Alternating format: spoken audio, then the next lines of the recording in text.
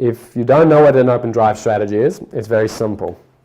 It typically happens at the start of a cash session when we have big institutions come to the market and they've got liquidity. Okay, they need to get an order filled and they need to effectively get the job done. Why? Because someone picked up the phone and said, execute me, whatever, 50,000 contracts at the market.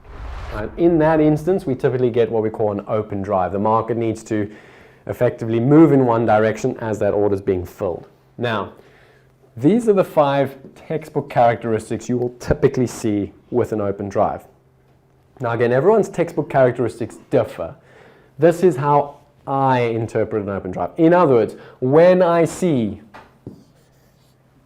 an outside candle off the open, okay, and again, this could be the oil market, it could be the S&P 500, it could be the NASDAQ, it could be the Dow, it could be Apple stock. It exists in all markets. The point is, when I see an outside candle off the open, what I've got is one characteristic that I believe could lead to an open drive. Then I need to see one-time framing. So I need to see the market effectively begin the process of higher highs and higher lows. I also need to see above average volume. Okay, so I know what the average volume is every single day, and if I see above average volume, it's another characteristic. If I then see aggressive order entry once the structure is broken, for example, we take out the previous day's high, I want to see very aggressive price follow through. In other words, I want to see a bit of a chase for price. And finally, I see delta accumulation, where I can see that buyers are lifting all best available offers and they keep accumulating more and more delta. When I see all 5 of those, I believe you've got a textbook opportunity of an open drive. Now at that point, suddenly, there's a signal going off in my brain which is saying this pattern is textbook, which means now you have a high probability to profit, not guarantee. Okay, you've got a high probability to profit. And that's what strategy characterization is. I'm not coming in going, you know, maybe I'm seeing this, maybe I'm seeing that. No, all of this is precise. All of it is exact. All of it I can observe time and time and time again. When I look at the S&P 500, at the end of the day, I can go and view these 5 things. Did a textbook occur or not? As I'm executing, I can observe these in real time. Is there that accumulation? Is there that follow through? Right? Did I see that one-time framing? Oh, cool. Yeah, it's doing the one-time framing. Stick with it. Stay in the trade. Oh, look at the volume coming through this. Wow. Look at how they took out that high and it's still one-time framing and everyone just wants to buy the offer. Brilliant. What am I going to do at that point? I'm not going to get out of the trade. I'm not looking to panic out and get rid of size. No, I'm staying with the trade. I'm staying with the objective facts because it's textbook in nature. Now, it's not always textbook, by the way, depending on your strategy. And we'll talk a bit about this when we get to the next part where we talk about trade statistics. You're lucky to have 25% of your trades being textbook. Okay, I'd say probably 25% of textbooks, 35% are nuanced, and the rest are failure. 1 in 3 of your trades are going to fail. Okay? 1 in 3 are probably going to be nuanced where you're going to bail on it because it's different and suddenly it looks different. You're like, can I just have an easy one? But every now and again you're going to get an easy one. You're going to get the layup. You know that perfect breakout that it just goes and goes and goes and you're like, oh, I can't believe it's just going and these guys are all just making money and it just keeps going up the page. Those perfect breakouts, they do happen. But you need to know when to stick with it.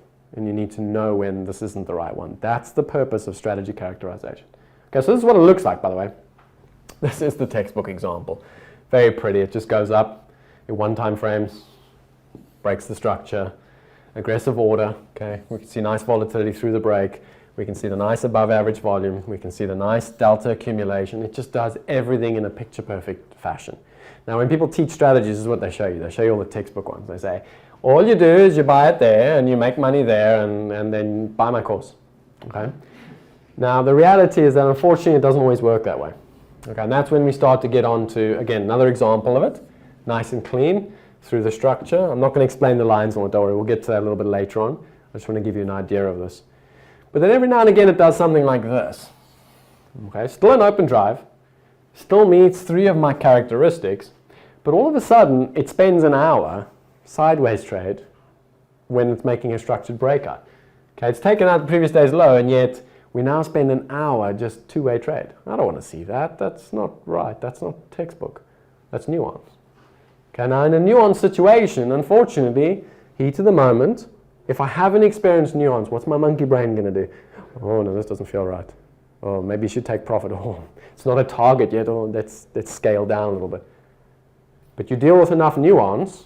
Hey, actually, yeah, I've seen this two-way trade before. So long as it doesn't close above the previous high, fine. It's nuance, not comfortable, it's not easy, but I'm going to stick with it. So the next time you see the nuance, what is that nuance now? It's an observable characteristic that you've observed before. However, if it does close back above there, what am I doing? Well, suddenly, now I'm starting to develop failure characteristics. In other words, the open drive is still executed, the opportunity still exists, but the moment I see this happen, that trade strategy is now weak. The probability of that succeeding in a way I understand through hundreds of observations is no longer there. And then suddenly I'm scaling back. Can you start to see how this is a very powerful mechanism for hitting home runs? Because when it does what you expect to do, you stick with it. Not because you feel good, but because you're seeing what you want to see in it. Equally, when it's not doing what you want to see, the instinctive reaction is to do what? Cut back, which is what you should be doing. Because your computer brain is taking what it understands to be characteristics that it knows are going to lead to weaker performance at the end of the day. Okay. And this is what it starts to look like. Now this is where it becomes fun. Now remember what I said to you, you don't need this. Okay? We are developing foundations today. This is where you get to when you want to compete.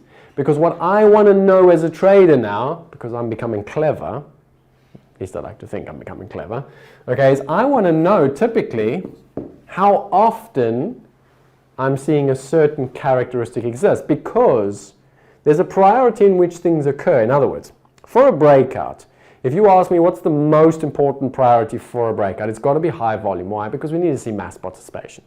Right? So as the number one priority, if you go and characterize breakouts, what you're going to see is high volume typically occurs in all of them. Okay, so the first characteristic I want to see with this X5 is I can see that the most important characteristic for a trade in this instance is low volume nodes. Okay, whereas the least important characteristic is now a volatility surge. And what that allows me to do is start to rank the importance of characteristics, because then suddenly I can start to understand when there is nuance that it's normal.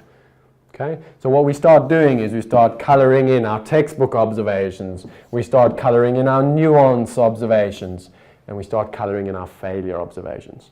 Now, the key question to all of this is, one, you've got to keep this simple, very, very simple. If you knew coming in on Monday, take your best strategy, whatever it might be, if you knew coming in on Monday, when you took that strategy, that if ABC occurred, it was going to fail because you've seen that 10 times. What do you think is going to be your reaction function when that actually occurs? We can all agree that we will be 100% objective. We can all agree that we know exactly what to do. We can all agree that it's a very straightforward get out of the trade. And the flip side of that is, if I said to you, you've done the trade 20 times, and you know that characteristically when this occurs, and this occurs, and this occurs, that you're likely to win, can we all agree that you're going to sit there being like, oh, actually, yeah, it's doing what I think it should do. I'm not afraid. I don't need to worry about getting out.